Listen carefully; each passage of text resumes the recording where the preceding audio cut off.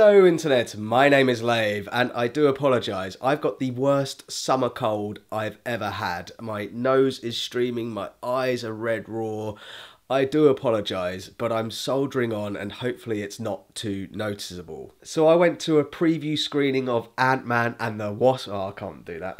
So I went to a preview screening of Ant-Man and the Wasp. A preview screening which is early in the UK, but still a month behind everyone else. I really don't know why they delayed the release over here. It's really frustrating, especially being a YouTuber trying to keep on trend of the latest movies. But anyway, Marvel's latest picks up with Scott Lang, who's now living under house arrest following the events of Civil War. Meanwhile, Hank Pym and his daughter Hope Van Dyne are trying to find a way to bring Janet back from the quantum realm. But there's still bad guys out there trying to steal their tech, plus there's a new villain in town called Ghost, so they reluctantly have to ask Scott for his help. So there are a lot of positives that carry over from the first Ant-Man, namely Paul Rudd as Scott Lang. He's so good as the everyday man brought into the superhero universe, and I mean that as a character in the film. He's brilliant as Scott Lang, but also Paul Rudd himself, who contributes to some of the writing in this film, and I think you can tell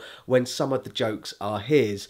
The humour in this film is very, very funny. It's not as zany as, say, Thor Ragnarok, but it's still very, very good. However, it's the new villains where I feel this film falls into generic Marvel territory. You've got Walton Goggins, who's playing pretty much the same character that he always tends to play. He's this arms dealer. You've also got Hannah John Kamen, who's playing Ghost. As a concept, I really liked her character. Her ability to phase in and out of things is really cool, and they do devote a bit of time to her backstory, but in a very generic way, and ultimately I didn't really care for this character. But the most surprising thing about this sequel for me was how choppy it was. On a couple of occasions something will happen and then it will cut away to something else, and it felt like there were a couple of scenes missing. Without going into spoilers, there's a couple of characters that have been captured at one point. They make their escape and then it cuts away and they're somewhere else, and I was like, hang on, surely there's a scene missing there, right? I guess what makes it so strange is that Peyton is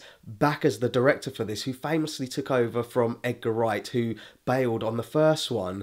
Now, I think if you were looking at both of these films side by side and you asked someone who wasn't aware that they had troubled productions, they'd probably say that this one was the one where the director left halfway through. And I think this definitely shows towards the back end of the film. The first act and the second sets everything up nicely. It's very well paced. But as it gets to the big third act showdown, it felt a bit rushed. The film clocks in at about an hour and 45 minutes. That's the main body of the film, not including the end credits with the mid-credit and end credit scenes, which I'll come back to later. But it just feels like it rushes to get to the end. But to be honest, I can forgive the film for its shortcomings because the beating heart of it is its main characters. You've got the dual father-daughter relationship between Scott and Cassie, who is so adorable as Peanut. And I also really liked the character dynamics between Scott, Hope and Hank, which again is something else that's been carried over from the first one. Hank and Hope are a bit annoyed with Scott for reasons that I won't spoil, so the banter between them is made even funnier by the fact that Scott and Hope have a romance blossoming. And of course the last one left us with the promise that we were going to see Wasp kicking ass, and Evangeline Lilly does kick butt. And this being a Marvel film, the visuals are top drawer as it bounces between the micro and the macro worlds. It's seamless with plenty of laughs along the way. There's even some more digital de-aging of Michael Douglas and Michelle Pfeiffer, who's playing Janet Van Dyne. They're getting better with it. It's still not perfect. There's something in my brain that just instinctively knows when they're de-aging someone digitally.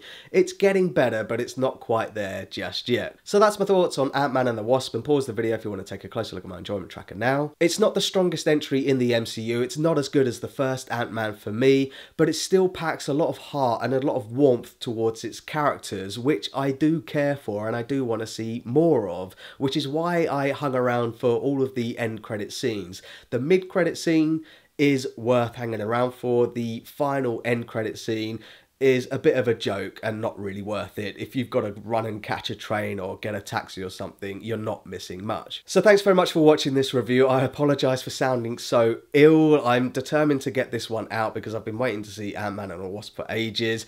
I don't know when my next one is going to be because I still feel like shit. Until then, thanks very much for watching. I really do appreciate it. If you can, give this video a like and don't forget to share the Lave. Oh, this is gonna be awful.